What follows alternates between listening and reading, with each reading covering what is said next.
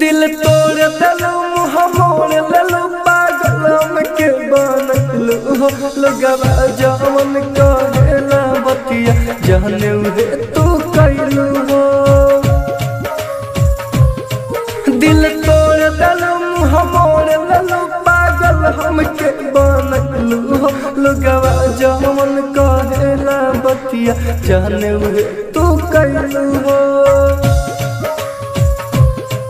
तोरा बिना ना जी पाइब घुट घुट के हम मर जाइब तू ही तो बारू जिंदगी सनम। हमारा के तू भूल गइलो दोसरा के बाह में झुल गइलो बोल काहे हो गइलो बेरहम। एकता रिकॉर्डिंग स्टूडियो सेमरा बाजार।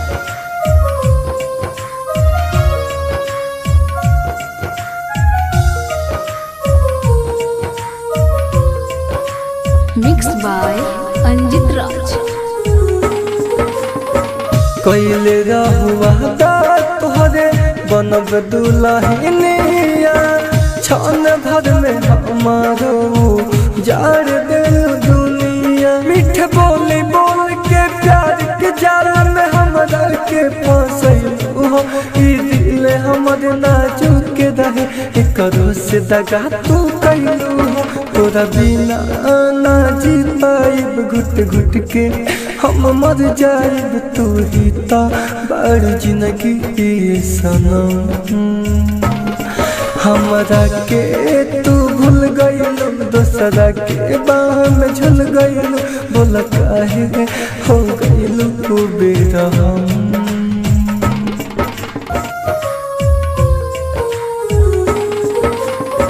सब लोग हमारा के मारत ताना बन जइबू राइटर में तीस के जाना।